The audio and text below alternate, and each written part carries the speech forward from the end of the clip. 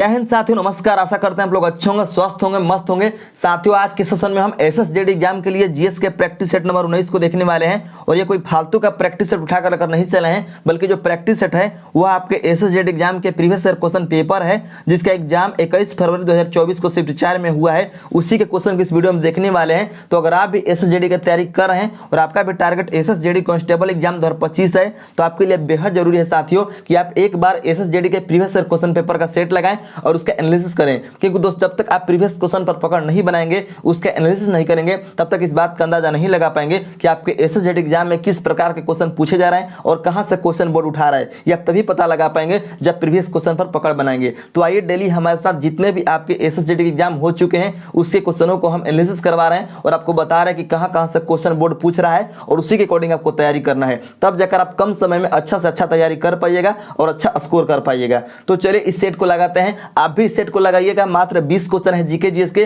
और देखिएगा इस 20 क्वेश्चन में से आप कितना सही कर पा रहे हैं, तब आपको जीके जीएस की तैयारी का पता चलेगा। तो चलिए देखते हैं क्वेश्चन नंबर 1 से। तो क्वेश्चन नंबर पहला में दिया है दोस्तों, संरचनात्मक समायोजन नीतियों के शुरुआत के बाद 8वीं पंचवर्षीय योजना अंततः डैश में शुरू की गई थी। यानी क्वेश्चन ये कह रहा है दोस्तों कि 8वीं पंचवर्षीय योजना की शुरुआत कब की गई थी। तो आपका राइट आंसर हो जाएगा वर्ष 1992। यानी ऑप्शन नंबर 1 इस क्वेश्चन का राइट आंसर हो जाएगा। आपको हम बताना चाहेंगे साथियों कि 8वीं पंचवर्षीय योजना की शुरुआत जो है ये आपके वर्ष 1992 में हुआ है। और उस समय भारत के प्रधानमंत्री थे पीवी नरसिम्हा राव। पीवी नरसिम्हा राव के कार्यकाल में 8वीं पंचवर्षीय योजना की शुरुआत वर्ष 1992 में हुआ है। ठीक है, आप एक पेन और पेपर लेकर बैठ जाइए। हम आपको बताएंगे कि किस सब्जेक्ट से कितने क्वेश्चन आ रहे हैं और आपको नोट करना है। जैसे में ये जो क्वेश्चन है ये आपके इकोनॉमिक्स से आया हुआ है। ठीक है, तो आप नोट कीजिएगा कि एक क्वेश्चन आपके इकोनॉमिक्स से आ चुका है। नेक्स्ट है आपका 2 नंबर क्वेश्चन, और 2 नंबर क्वेश्चन में दिया है दोस्तों, पूंजीवादी समाज में उत्पादित वस्तुओं को डैश लोगों के बीच वितरित किया जाता है। यानी किन लोगों के बीच वितरित किया जाता है पूंजीवादी समाज में उत्पादित वस्तुओं को। तो आपका राइट आंसर हो जाएगा ऑप्शन नंबर 4, लोगों की आवश्यकता के आधार पर नहीं बल्कि क्रय शक्ति के आधार पर। ठीक है, लोगों की आवश्यकता के आधार पर नहीं बल्कि क्रय शक्ति के आधार पर लोगों के बीच वितरित किया जाता है। किसमें? पूंजीवादी समाज में। ठीक है, तो ये भी जो क्वेश्चन है ये आपके इकोनॉमिक्स के अंतर्गत ही आएगा। तो 2 क्वेश्चन आपके इकोनॉमिक्स के हो गए। ठीक है, जिस सब्जेक्ट से ज्यादा क्वेश्चन आएगा उसी सब्जेक्ट पर आपको ज्यादा फोकस करना है। नेक्स्ट है आपका 3 नंबर क्वेश्चन, और 3 नंबर क्वेश्चन में दिया है दोस्तों, भारत पहली बार क्रिकेट विश्व कप का विजेता कब बना। यानी कहने का अर्थ है कि वर्ल्ड कप जो है भारत कब जीता था। तो आपका राइट आंसर हो जाएगा वर्ष 1983 में। वर्ष 1983 में दोस्तों कपिल देव के नेतृत्व में भारत ने पहली बार विश्व कप जीता था। ठीक है, क्रिकेट में विश्व कप जीता था। तो ये एक जो क्वेश्चन है वो आपका खेल से आ चुका है यहाँ पर। तो ये भी नोट कीजिएगा कि एक क्वेश्चन यहाँ पर खेल से आया हुआ है। ठीक है, इस क्वेश्चन का राइट आंसर हो गया 1983। नेक्स्ट है आपका 4 नंबर क्वेश्चन, और 4 नंबर क्वेश्चन में दिया है दोस्तों कि एक सामान्य फ्री स्टाइल कुश्ती मुकाबला 3 मिनट के डैश अवधियों में विभाजित होता है, जिसके बीच में 30 सेकंड का ब्रेक होता है। यानी कहा जा रहा है यहाँ पर कि एक सामान्य फ्री स्टाइल कुश्ती का जो मुकाबला होता है वह 3 मिनट के कितने अवधियों में विभाजित होता है। तो आपका राइट आंसर हो जाएगा 2 अवधि में। ठीक है, 2 अवधि में विभाजित होता है, जिसके बीच में 30 सेकंड का ब्रेक होता है। ठीक है, तो याद रखिएगा। तो ये भी जो क्वेश्चन है वो आपके खेल के अंतर्गत आएगा। तो याद कर लीजिएगा कि आपके 2 क्वेश्चन यहाँ पर खेल से आ चुके हैं। 2 क्वेश्चन इकोनॉमिक्स के और 2 क्वेश्चन खेल के। नेक्स्ट है आपका 5 नंबर क्वेश्चन, और 5 नंबर क्वेश्चन में कहा जा रहा है दोस्तों, भारतीय संविधान का निम्नलिखित में से कौन सा अनुच्छेद भारतीय संसद से संबंधित है। तो आपका राइट आंसर हो जाएगा दोस्तों ऑप्शन नंबर 3, अनुच्छेद 79 से लेकर अनुच्छेद 122 तक जो है इसमें भारतीय संसद के बारे में वर्णन किया गया है। ठीक है, तो ये जो क्वेश्चन है वो आपके पॉलिटी से आया हुआ है। ठीक है, तो आप ये भी नोट कर लीजिए कि एक क्वेश्चन आपके यहाँ पर पॉलिटी को देखने का मिला। नेक्स्ट आपका 6 नंबर क्वेश्चन, और 6 नंबर क्वेश्चन में कहा जा रहा है साथियों कि मेगास्थनीज ने पाटलिपुत्र के बारे में लिखा है कि यह एक बड़ा और खूबसूरत शहर है। मेगास्थनीज जो है उन्होंने पाटलिपुत्र के बारे में लिखा है कि यह एक बड़ा ही खूबसूरत शहर है जो एक विशाल दीवार से घिरा हुआ है। इसमें 570 मीनारे और कितने द्वार हैं, यानी डैश द्वार हैं, यानी द्वारों की संख्या बताना है।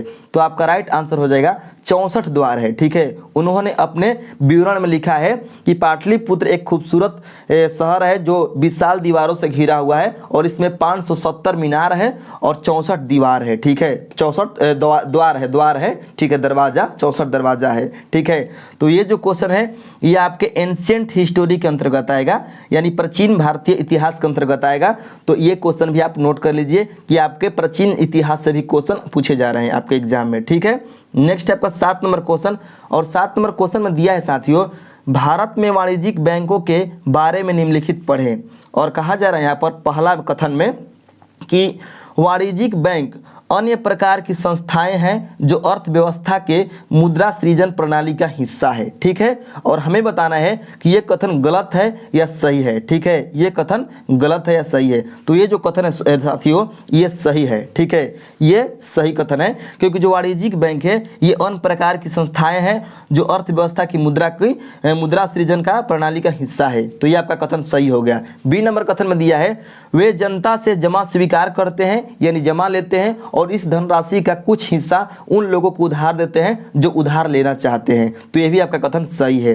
तो कह रहा है इस क्वेश्चन में कि गलत कथन को पहचाने, तो इसमें दोनों में से दोनों मतलब जो है सही है, यानी कोई भी कथन गलत नहीं है। तो आपका राइट आंसर हो जाएगा न तो एक और न ही दो, ठीक है, न ही बी, न तो ए और न ही बी। नेक्स्ट है आपका 8 नंबर क्वेश्चन, और 8 नंबर क्वेश्चन साइंस से क्वेश्चन आया हुआ है और ये केमिस्ट्री का क्वेश्चन है। कहा जा रहा है यहाँ पर कि द्रवों के विसरण की दर के संबंध में निम्नलिखित कौन सा कथन सही है।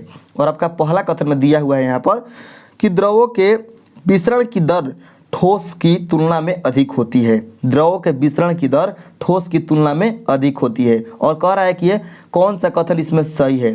तो जो आपका पहला कथन है दोस्तों ये सही है। ठीक है, अब 2 नंबर कथन पढ़ते हैं। कहा जा रहा है 2 नंबर कथन में, ऐसा इस तथ्य के कारण है कि द्रव अवस्था में कण स्वतंत्र रूप से घूमते हैं तथा ठोस अवस्था की तुलना में उनके बीच अधिक स्थान होता है। तो ये भी आपका कथन सही है। ठीक है, तो आपका राइट आंसर हो जाएगा ऑप्शन नंबर 4, 1 और 2 दोनों सही है इस क्वेश्चन के। ठीक है, तो ये आपके साइंस से क्वेश्चन आ चुका है। यहाँ पर 4 नंबर क्वेश्चन में दिया है, देखिए फिर से यहाँ पर पॉलिटी का क्वेश्चन आ चुका है। ठीक है, पॉलिटी का क्वेश्चन फिर से एक बार रिपीट हो गया। यहाँ पर कहा जा रहा है क्वेश्चन में, भारतीय संविधान का निम्नलिखित में से कौन सा अनुच्छेद मौलिक कर्तव्यों से संबंधित है। तो आपका राइट आंसर हो जाएगा अनुच्छेद 51 का ए। अनुच्छेद 51 का ए जो है दोस्तों ये मौलिक कर्तव्य से संबंधित है।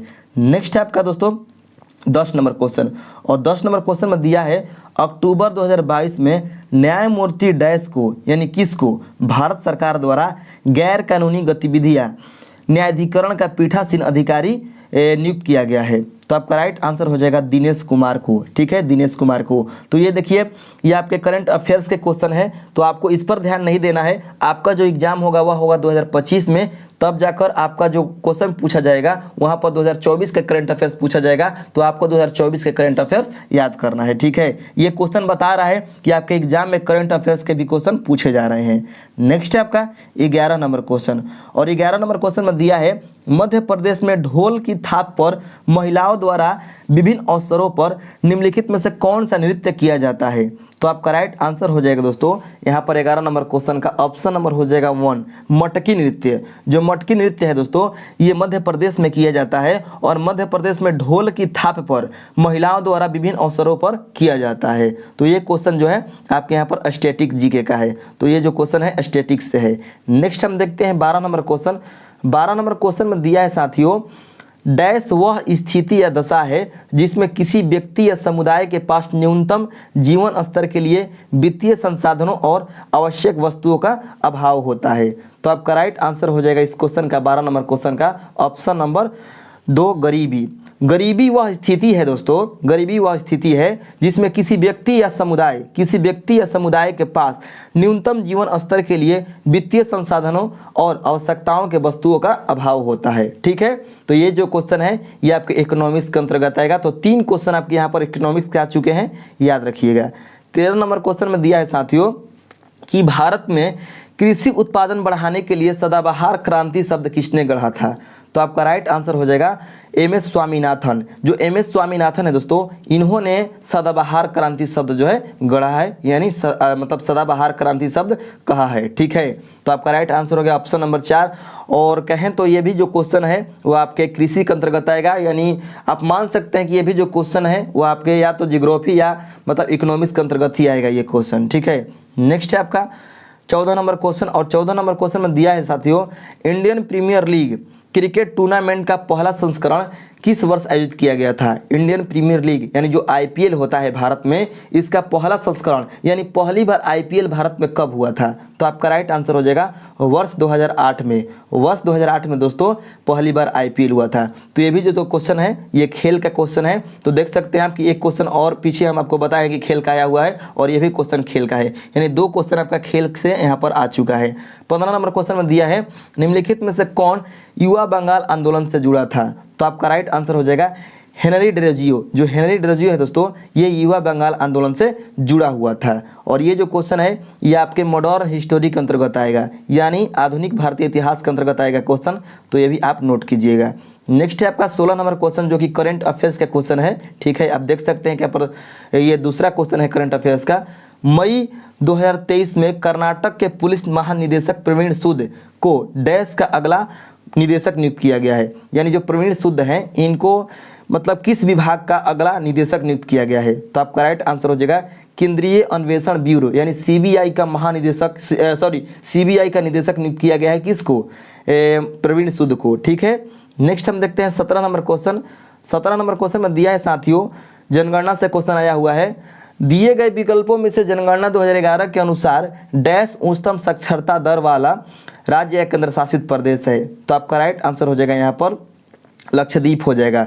जो लक्षद्वीप है दोस्तों, ये जनगणना 2011 के अनुसार ये जो लक्षद्वीप है सबसे उच्चतम साक्षरता दर वाला केंद्र शासित प्रदेश है। तो इस क्वेश्चन का राइट आंसर हो गया ऑप्शन नंबर 4। नेक्स्ट है आपका 18 नंबर क्वेश्चन। और 18 नंबर क्वेश्चन में दिया है, निम्नलिखित में से किस राज्य की सरकार ने आदिवासी गांवों को मुख्य सड़क से जोड़ने के लिए भगवान बिरसा मुंडा जोड़ा रास्ते योजना शुरू की गई है? भगवान बिरसा मुंडा जोड़ा रास्ते योजना कहां पर शुरू की गई है? तो आपका राइट आंसर हो जाएगा महाराष्ट्र में। ठीक है, तो आपका ऑप्शन नंबर 3 इस क्वेश्चन का राइट आंसर हो गया। नेक्स्ट है 19 नंबर क्वेश्चन, निम्नलिखित में से किस राज्य में हॉर्नबिल त्यौहार मनाए जाते हैं? तो हॉर्नबिल मनाए जाते हैं दोस्तों नागालैंड में नागा जनजाति के द्वारा। तो ये जो क्वेश्चन है आपका स्टैटिक जीके के अंतर्गत आएगा। ठीक है, स्टैटिक जीके के अंतर्गत ये क्वेश्चन आएगा, तो आप नोट करते रहिएगा कि कहाँ कहाँ से क्वेश्चन पूछे जा रहे हैं। 20 नंबर क्वेश्चन में दिया है साथियों, निम्नलिखित में से कौन संगीत वाद्य यंत्र कंजीरा बजाने के लिए प्रसिद्ध है? निम्नलिखित में से कौन, यानी ये कौन सा इनमें से चारों में से कौन ये व्यक्ति हैं जो कंजीरा वाद्य यंत्र बजाते थे? तो आपका राइट आंसर हो जाएगा पुद्दुकोट्टई यहाँ पर है, पुद्दुकोट्टई दक्षिणामूर्ति पिल्लई, यानी ऑप्शन नंबर 3 इस क्वेश्चन का राइट आंसर हो गया। ठीक है, तो इस प्रकार आपके 20 क्वेश्चन थे। ठीक है, और देख सकते हैं आप कि किस सेक्टर से किस सब्जेक्ट से कितना क्वेश्चन पूछे जा रहे हैं, उसी के अकॉर्डिंग आपको तैयारी करना है। तो मिलते हैं नेक्स्ट वीडियो के लिए, धन्यवाद।